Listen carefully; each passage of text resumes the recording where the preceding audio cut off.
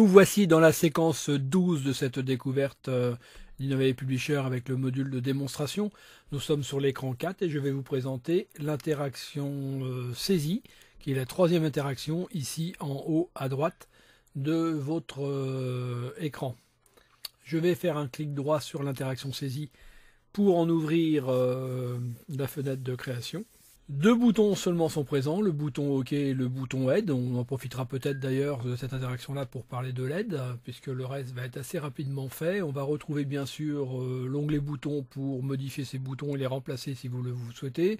L'onglet commentaires pour aller modifier les styles de l'objet texte multiple qui sert au feedback pédagogique, l'onglet score dans lequel on retrouve aussi le score 1 de manière à globaliser sur l'ensemble des 4 interactions les scores obtenus et faire une note moyennée.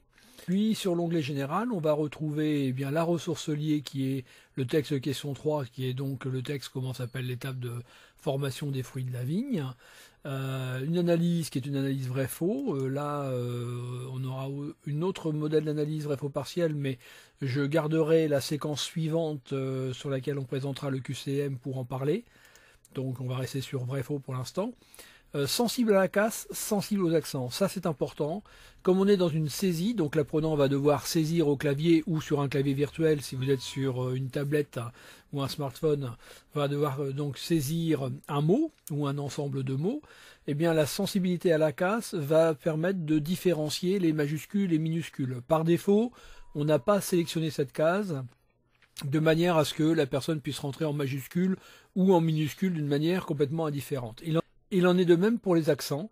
Par défaut, on n'a pas rendu l'analyse sensible aux accents. Si vous souhaitez effectivement que la saisie respecte l'accentuation, eh bien, vous cliquerez sur sensible aux accents. Là encore, vous pouvez mettre un délai maximum. Là encore, vous avez plusieurs essais possibles. 0, c'est jusqu'à temps qu'on trouve la bonne réponse. Là, je vous le déconseille dans le cadre d'une saisie parce que ça pourrait durer longtemps. Et puis, 1, 2, 3, 4, 5 essais maximum, ça nous semble assez suffisant. Niveau d'aide, on va y revenir. Commentaire standard, c'est j'utilise ou pas l'objet texte multiple. Si j'utilise pas, je peux en fabriquer un moi-même avec le AA ici pour créer mon propre objet et puis utiliser dans les analyses les onglets de mon propre objet. Ici dans les zones, là je n'ai plus qu'une zone parce que j'en ai supprimé 2. Par défaut, il y a toujours 3 zones de proposées. Donc il suffit de sélectionner les zones et de les supprimer. Et vous pourrez donc ajouter des zones si vous en faut plus que 3. Particularité de cette interaction, vous allez directement cliquer dans la zone bonne réponse et vous allez saisir le ou les termes que vous attendez en saisie comme étant la bonne réponse donnée par l'apprenant. Moi ici j'ai saisi nouaison, puisque c'est la réponse à la question qui est posée. S'il y avait plusieurs réponses possibles, et ça peut bien évidemment arriver en pédagogie, vous pouvez mettre plusieurs réponses en utilisant un séparateur particulier qu'on appelle le pipe, qui est la barre verticale que vous trouvez sur la touche de votre clavier, la touche 6, et que vous obtenez par Alt-GR6. Voilà cette petite barre verticale. Je parlais d'un clavier AZERTY français, bien évidemment. Sur tout autre type de clavier, à vous de repérer où se trouve cette barre verticale. Et là, je pourrais mettre un deuxième terme, voire un nouveau pipe, un troisième terme, etc.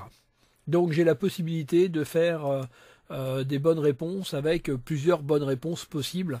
Et ça va être important, notamment pour l'orthographe. Voilà. Il n'y a pas grand-chose d'autre à en dire. Active, bien évidemment, si elle n'est pas active, la personne ne pourra pas saisir dans la zone.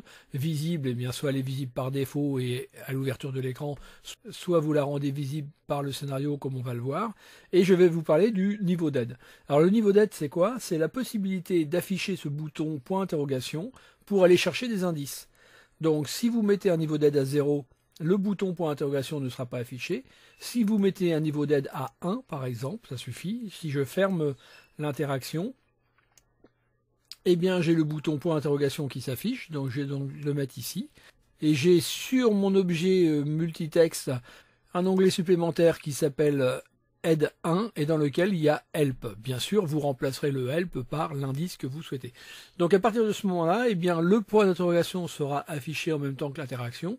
Et si la personne clique sur ce point d'interrogation, elle aura le contenu que vous aurez mis à la place de Help.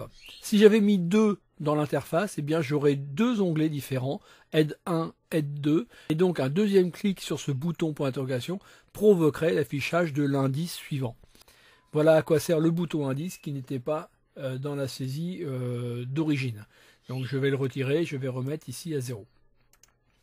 J'ouvre mon scénario, simplement pour vous faire voir, là je vais aller en scène 3, puisque c'est en scène 3 que cela se passe.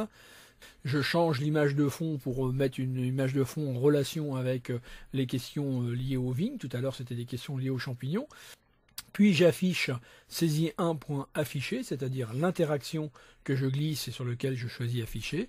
Je n'ai pas utilisé de famille, puisqu'il y a un objet interaction avec en lien l'objet texte qui pose la question. Et bien sûr, je stoppe le scénario avec une analyse déclenchée pour laisser le temps à l'apprenant de répondre, de valider. Et une fois que j'aurai soit utilisé tous les essais ou j'aurai trouvé la bonne réponse, ou si j'avais mis un délai que le délai est expiré, eh bien je reviendrai à la suite et je continuerai mon écran. Je vous remercie d'avoir suivi cette séquence et vous donne rendez-vous sur la séquence suivante pour terminer l'analyse de l'écran 4. Merci.